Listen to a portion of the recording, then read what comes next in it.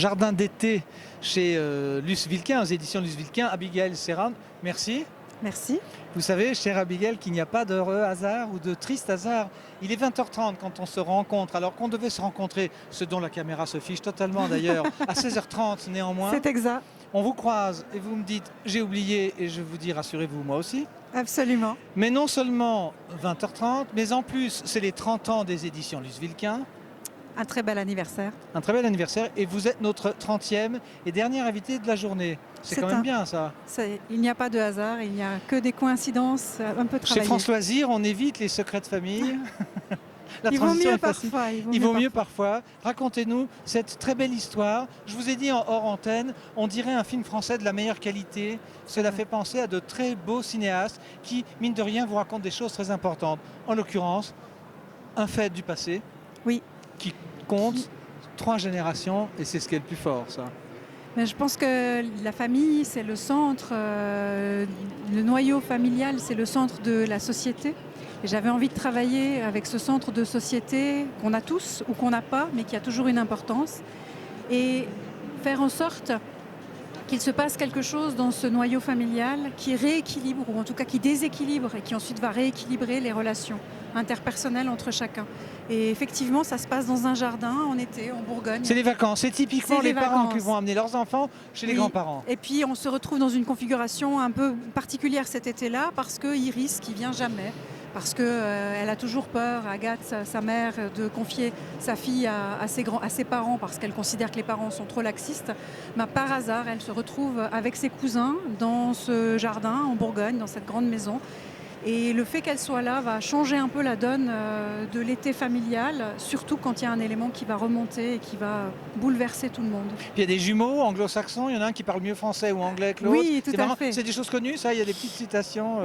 Il y a le fait que, effectivement, j'ai passé une année en Angleterre, donc j'aime bien cette idée de la Grande-Bretagne et aussi le fait que voilà, la langue, elle dit quelque chose. Donc il y a l'incompréhension à la langue, l'intégration.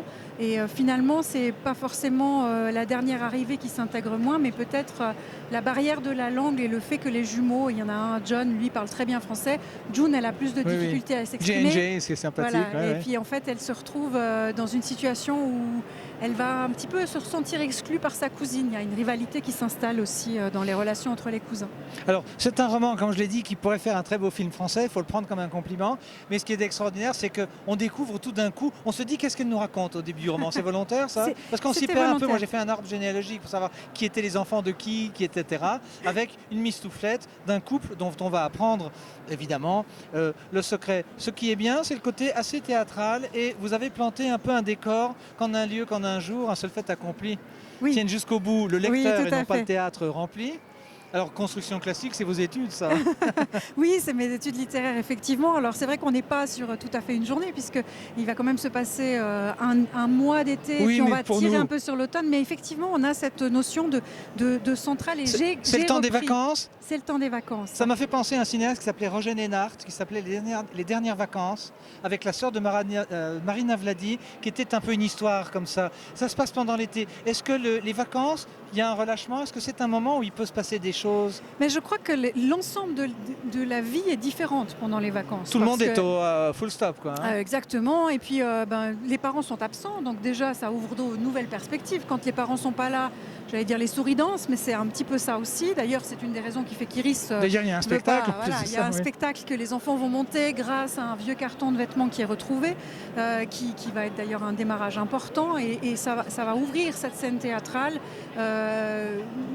On verra que la fin du théâtre des enfants n'est pas forcément la fin de la pièce, parce qu'il va se passer quelque chose ce soir-là. Oui, parce qu'il y a la pièce, mais il y a le hang-up, comme on le dit. Absolument, on ne va pas le dire plus loin, parce qu'il y a effectivement, on va conserver le suspense, mais il y a cette idée qu'effectivement l'été, on fait des choses très différentes, on a un rythme différent, il fait chaud, on picole peut-être parfois un peu, on se détend. C'est peut-être un peu le cas, les journées de nocturne. Exactement, et donc on vit les moments complètement différemment, ce qui ouvre de nouvelles portes. Et en plus, quand le passé ressurgit, effectivement, on est dans des configurations qu'on n'attendait pas. Quand on pense au secret de famille, on pense évidemment au fait que l'on peut garder un secret jusqu'au dernier moment. Là, vous avez la pudeur de faire cette chose. Non, plutôt qu'avant la mort, c'est Daniel Quinaudot, que je salue, qu'on a eu en interview à l'époque, gérontopsychiatre, qui disait que c'est pour ça qu'au dernier moment, quelqu'un vous dit ta mère n'est pas ta mère, ton père n'est pas ton père, ou bien vous avez des cousins en Afrique de l'Ouest ou au Vietnam. Là, c'est autre chose. Ça secoue la génération d'en dessous avec une génération d'écart. C'est une idée là d'auteur, de nouveau, c'est votre culture. Oui, je pense qu'on a, on peut avoir des révélations qui viennent des enfants et qui peuvent remonter dans les générations. Enfin, ils viennent des enfants, c'est les enfants qui les révèlent et c'est les générations d'avant qui sont chamboulées et qui sont tout d'un coup confrontées à un élément qui les dépasse. Et ils ont l'impression, notamment Julien, le père des jumeaux, a l'impression que c'est pas très important et qu'il peut l'écarter, et on va voir que ça a quand même influé sur sa vie, ça a quand même eu un impact important dans sa vie, même s'il essaye de l'écarter, c'est pas si facile. Parfois le passé revient, même quand on se dit que c'est du passé, il est têtu et il influence le présent, et on est obligé de le prendre en compte pour pouvoir continuer d'avancer. Merci Abigail Serran, merci pour ce très beau roman.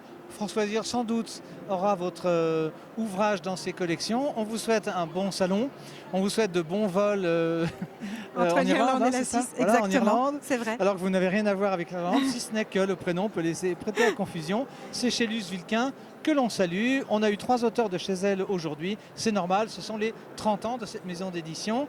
Voilà, on n'a pas raté le rendez-vous. Merci pour vos informations. Puis lisez ce roman qui n'a l'air de rien, mais finalement, regardez un peu chez vous, dans votre famille, il y a peut-être des choses à vérifier, ou en tout cas des dossiers, ou des choses, ou des malles. On sait que la malle du trésor et des trésors, tout ça marche très bien. Merci beaucoup. Merci. À bientôt, à demain. À bientôt. Donc.